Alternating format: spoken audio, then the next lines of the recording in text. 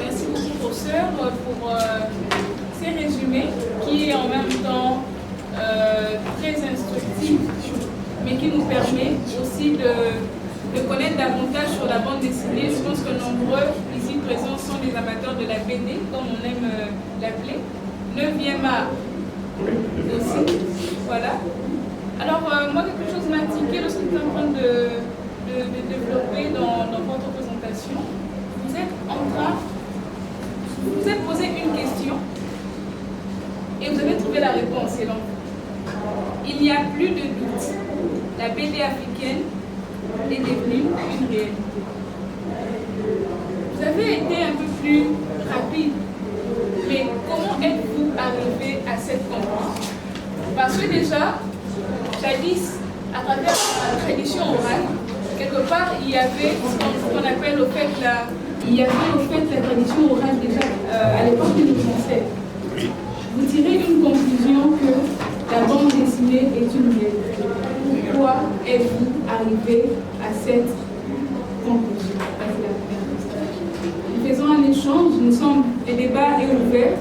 Nous commençons par moi, mais aussi nous allons passer la parole au public parce que ils vous ont écouté. Je pense que voilà, il y a plusieurs questions qui vont aussi en découler.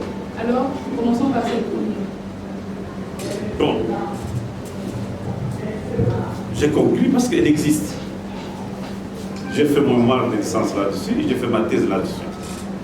Bon, pour bien comprendre, en cherchant, j'ai trouvé que dans la plupart des pays africains, il existait une bande dessinée. Dans cet ouvrage, je l'ai dit, il y a BD en Côte d'Ivoire, avec, je vais pas emmener ça ici, il y avait M. Zézé qui était publié en Côte d'Ivoire, il y a la BD au Sénégal, il y a les BD au Gabon, il y a la BD, le seul pays absent ici c'est le Rwanda et le Burundi. Bon, ce n'est pas qu'il n'y a pas de BD, mais à cette époque-là, je n'avais pas d'informations sur la, je l'ai dit même dans mon ouvrage ici, je n'avais pas d'informations sur la BD au Rwanda et au Burundi. Il y a la BD à Madagascar, Sénégal, la République du Congo en face. Donc, non seulement qu'il y a des auteurs, il y a aussi des éditeurs. Mais il y a les grands problèmes de la BD au Congo africaine. Il n'y a pas d'éditeurs spécialistes de la BD africaine. Nous avons un BDiste dans la salle, il pourra aussi me compléter. Il y a des problèmes d'éditeurs. Mais il y a quelques éditeurs qui publient, par exemple ici, c'est AGCD. AGCD, c'est l'Agence générale de coopération et développement qui publie des BD qui sont des BD purement éducatives.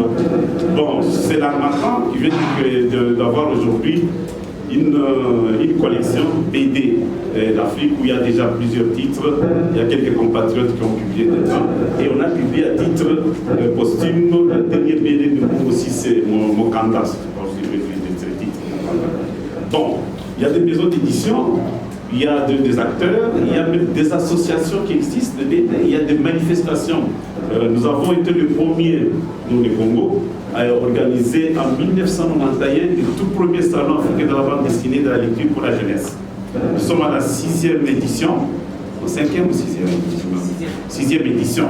Bon, il y a à Alger le festival de bande dessinée d'Alger, FIBDA, qui a commencé en 2008 et qui continue. Voilà. Pour parler de l'existence de la bande dessinée, j'ai tenu compte d'abord de l'appareil de production. Je reprends les termes de Bourdieu. De l'appareil de production, on trouve, il y a des acteurs, les BDistes, on trouve les éditeurs, on trouve les organisateurs de manifestations, etc.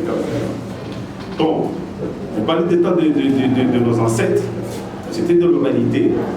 J'ai présenté ici il y a une collection chez Mediaport qui adapte en bande dessinée la littérature orale. Vous avez ici un croco à l'osi, les oreilles ne dépassent jamais la tête, Mami Wataloja, et les sous-titres c'est un autre conte. Ces contes qui hier étaient organisés autour du fait le soir. Nous avons grandi au village. Nous, notre télévision le soir, c'est la grand-mère, le grand-père qui vous raconte les histoires. Vous, en ville, votre grand-mère, c'est la télé qui vous raconte aussi des histoires.